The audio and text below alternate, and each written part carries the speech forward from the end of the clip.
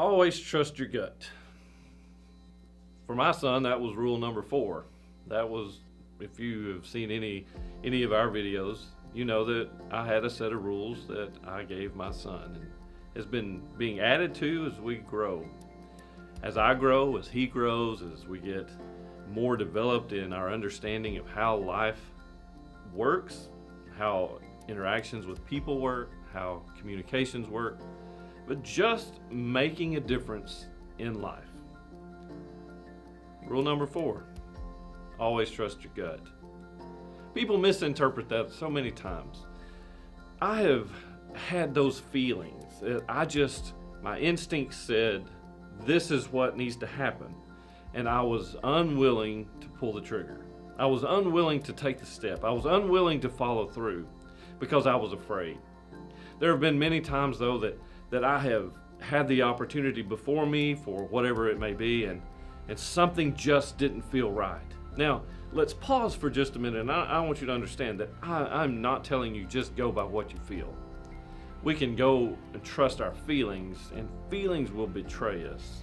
How we feel can be dependent upon how the morning is gone, how the day has progressed. It can go on whether we're excited or happy, whether we're unhappy, depressed, whether there have been good things that happen or bad things. Feelings can betray us. But sometimes just that nagging little voice within us, that's our gut. Trust your gut. We can't live our life and that be our only philosophy. But we do have to understand that our instincts are given to us with purpose. Our instincts are something that we can, if we are willing to listen and willing to develop and willing to put emphasis on knowledge, growth, wisdom, and understanding, wrap it together with experience, mix in trustworthy advice, then we have created a recipe for a trustworthy gut. Our instincts. Here's another thing as a side note when we talk about instincts is just because we choose a path doesn't always mean we have to stay on that path. It means that we can see and realize, well, there's more to it, and we didn't follow through on getting all of the information. And we can come back. Too many people think that when we say trust our gut, we have to go wholeheartedly and headlong, both feet. So let's go back now and trust our gut. Our instincts. How do we know when something is a good fit? How do we know when something is just what we want versus what we need? How do we know when there is a difference between, are we pursuing something that is all here, or is it the perfect spot for us to be?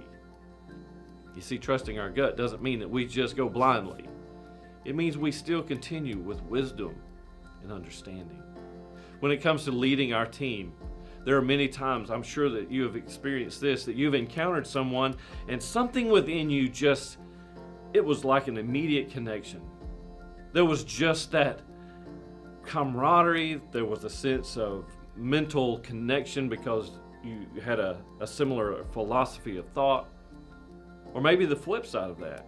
There was just something that nagged within you that made you pull back. Made you wonder if there was a real truth to that connection. Made you wonder what would give you such pause.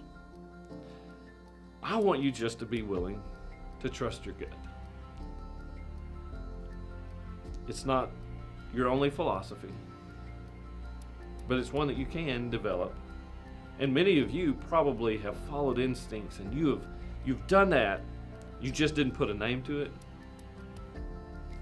I want to encourage you to do it. If an opportunity presents itself this week, listen to the voices, not the outside voices. Listen to whether you're comfortable, whether it's something that is achievable, or it's something that just kind of goes against everything. You see, when I'm working with wood on occasion, and I'm painting or I'm staining and I'm going with the grain, when I begin to just go against the grain, there's just something about that just it doesn't look right, it doesn't feel right. Maybe your instincts are that way, and you've been following that, and you understand exactly that example. We understand when it goes against what we know, what we feel, what we trust. Trust your instincts. It's in you, it's there for a reason, and it is there with a purpose.